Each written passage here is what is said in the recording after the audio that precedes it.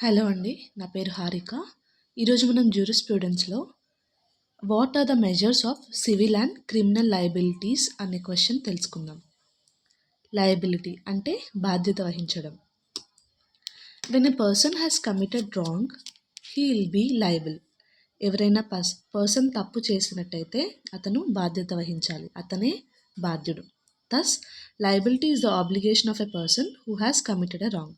Liability అనేది ఎవరైతే తప్పు చేస్తారో అతని బాధ్యత వహించాలి. కైండ్స్ ఆఫ్ లయబిలిటీ అంటే లయబిలిటీ అనేవి రెండు రకాలు. ఒకటి సివిల్ లయబిలిటీ, ఇంకోటి క్రిమినల్ లయబిలిటీ. ఇప్పుడు మెజర్స్ ఆఫ్ క్రిమినల్ లయబిలిటీ అంటే కోర్టులో జడ్జెస్ క్రిమినల్ లయబిలిటీకి పనిష్మెంట్ ఎంత ఇవ్వాలి అనేది దేని ప్రకారంగా మెజర్ చేస్తారు అనేది ఇప్పుడు మనం తెలుసుకుందాం. These measures are based on following considerations. Okay, first condition ఏంటంటే the motive of the commission of the offence. అంటే ఆ తప్పు చేయడం వెనక ఉన్న అసలు ఉద్దేశం ఏంటి అనేది చూస్తారు. Second, the nature or magnitude of the offence. అంటే ఆ తప్పు చిన్నదా పెద్దదా, దాని ప్రభావం ఎంత అనేది చూస్తారు. Next, the character of the offender. అంటే తప్పు చేసిన వ్యక్తి యొక్క క్యారెక్టర్ మంచిదా చెడ్డదా, అతనికి ఏమైనా హిస్టరీ ఉందా లేదా అని చూస్తారు. ఈ మూడు కండిషన్స్ని బేస్ చేసుకొని పనిష్మెంట్ అనేది ఇవ్వడం జరుగుతుంది. Next, the above factors are considered while sentencing the offender and the quantum of punishment. అంటే పైన ఇచ్చిన మూడు కండిషన్స్ని బట్టి పనిష్మెంట్ క్వాంటిటీ లేదా క్వాంటమ్ అనేది డిసైడ్ అవ్వబడుతుంది. In case of a habitual offender, reformative measures such as a probation, parole, etc. are less useful measures. అంటే ఒకవేళ ఆ పర్సన్కి హ్యాబిచువల్ అఫెండర్ అయితే, అంటే రెగ్యులర్గా ఆ పర్సన్ ఆ తప్పు చేస్తూ ఉంటే అతనికి మారే అవకాశం ఇవ్వడం వల్ల యూజ్ లేదు. అంటే అతనికి కౌన్సిలింగ్ ఇవ్వడం కానీ, పెరోల్ కానీ, బెయిల్ ఇవ్వడం కానీ అలాంటివి ఇచ్చినా యూజ్ ఏమి ఉండదు. కాబట్టి అలాంటి వ్యక్తికి డిటరెంట్ పనిష్మెంట్స్ అనేవి ఇవ్వాలి. డిటరెంట్ పనిష్మెంట్స్ అంటే ఎగ్జాంపుల్ ద్వారా చెప్పుకుంటే మనం ఒకవేళ ఒక పర్సన్ కంటిన్యూస్గా డ్రంక్ అండ్ డ్రైవ్ చేశాడనుకోండి, ఎన్నిసార్లు పనిష్మెంట్ ఇచ్చినా, ఎన్నిసార్లు ఫైన్స్ వేసినా కానీ కంటిన్యూస్గా చేస్తూనే ఉంటే అతని వెహికల్ లైసెన్స్ అనేది క్యాన్సిల్ చేయడం అనేది డిటరెంట్ పనిష్మెంట్ యొక్క ఎగ్జాంపుల్. సో అలాంటి పర్సన్స్కి డిటరెంట్ పనిష్మెంట్స్ ఇవ్వడం యూజ్ అవుతుంది. Next, first offenders are juveniles are and persons who have committed an offence in compelling situations are dealt with lesser punishment which serves a useful purpose. అంటే first time ఎవరైనా తప్పు చేసిన వాళ్ళు కానీ, లేదంటే చిన్న ఏజ్ జువెనైల్స్ కానీ, లేదంటే తప్పక ఆ తప్పు చేసిన అలా ఆ సిచ్యువేషన్లో తప్పక ఆ తప్పు చేయడం వల్ల తప్పు చేసిన వారు కానీ అలాంటి వాళ్ళకి తక్కువ పనిష్మెంట్స్ అనేది ఇస్తాము. అది పర్పస్కి అది మన పర్పస్ని తీరుస్తుంది అలాంటి పనిష్మెంట్స్ అనేవి. Next, measures of civil liability. అంటే the purpose of civil liability is to award compensation to the injured party.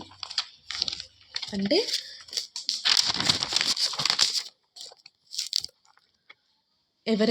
ఎవరికైతే నష్టం జరుగుతుందో ఆపోజిట్ పర్సన్ తప్పు చేయడం వల్ల ఆ పర్సన్కి నష్టపరిహారం చెల్లించడం మాత్రమే సివిల్ లయబిలిటీ యొక్క ఉద్దేశం.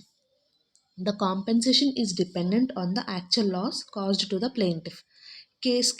కేసు వేసిన వాళ్ళని ప్లెయింటిఫ్ అంటాం కదా, అతనికి ఎంతైతే నష్టం జరుగుతుందో అతనికి కాంపెన్సేషన్ అంటే నష్టపరిహారం చెల్లించడమే దీని యొక్క ముఖ్య ఉద్దేశం. In civil cases neither the character not the motive of the wrong doer is relevant in determining the liability. Civil లయబిలిటీలో ఎవరైతే తప్పు చేశారో, ఎవరైతే అగ్రిమెంట్ని ఫెయిల్ చేశారో అతని క్యారెక్టర్ కానీ, అతని ఆ తప్పు చేయడం వెనుక ఉన్న ఉద్దేశం కానీ కన్సిడర్ చేయమన్నమాట.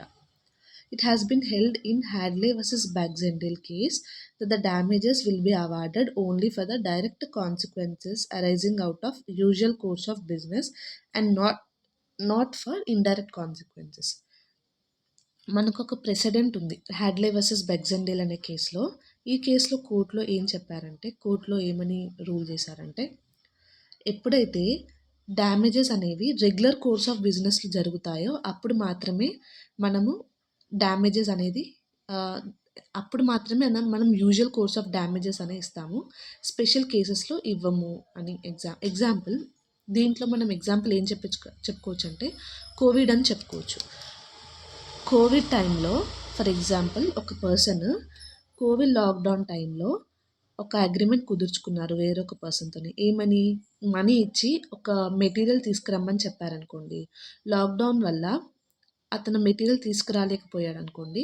అది యూజువల్ కోర్స్ ఆఫ్ బిజినెస్ కాదు. అది ఎక్స్ట్రార్డినరీ కోర్స్ ఆఫ్ బిజినెస్ అనమాట. అది అన్‌యూజువల్ కోర్స్.